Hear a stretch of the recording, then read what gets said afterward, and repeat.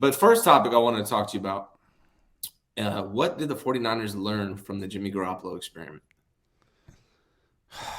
That's a good question. What did they learn? I think they learned that while he was tough to replace, his skill set is not worth whatever they were paying. Like what they're looking for in a quarterback, they could get for $900,000 a year, and they're proving it right now. They tried to prove it with C.J. Beathard and Nick Mullins, and they weren't the right one, but they got it now.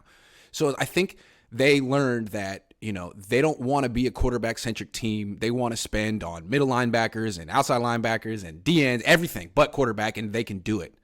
So they're not. I felt like they felt like they were like handcuffed to him for a while. They thought they didn't need to be spending all that money on him. They thought they could replace him and that he wasn't that good, but they didn't. They never really proved it. And I think there was like a contingent in the locker room, maybe him, maybe Kittle, maybe Juszczyk, some veterans that were looking at Kyle like, man, you don't appreciate what Jimmy brings to the table over here. Like, you're tripping, Kyle. And now finally Kyle like won the argument. It's like, okay, you see what I'm saying?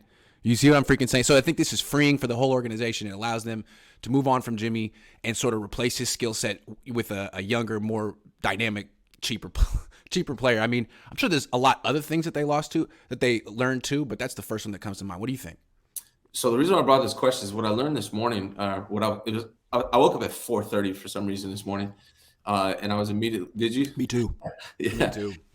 And I was thinking about it, and that's why I brought this question up.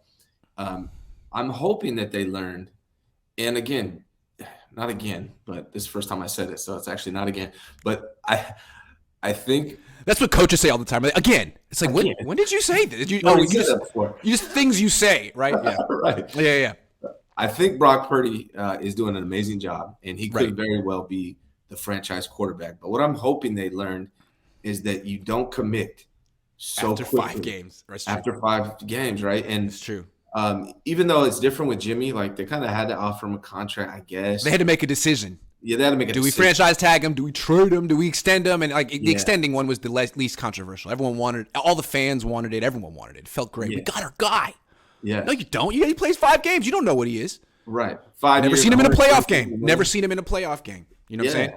Yeah. $137 million. Yeah. And so that was a huge commitment that they made on Jimmy Garoppolo after a short time frame. And because he beat Jacksonville. Right. Yeah, exactly.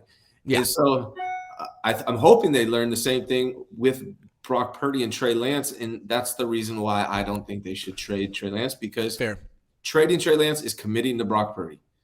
And after 5 games, I think that is premature.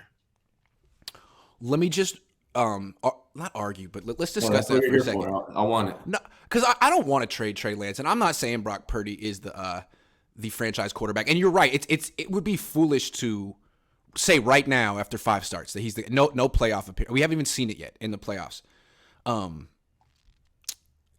That being said, if he kills it, if he wins the Super Bowl, and you're just gonna hold on to Trey just in case as a backup in case Brock gets hurt, that's a different story. Now, if Brock kind of struggles in the playoffs and you're like, oh, we really don't know what we have with Brock, we want to hedge our bets, then of course, by all means, maybe you might even want Trey to start next year based on what happens in the playoffs. But I don't know, the thing that's nice about Brock is they don't have to give him an extension.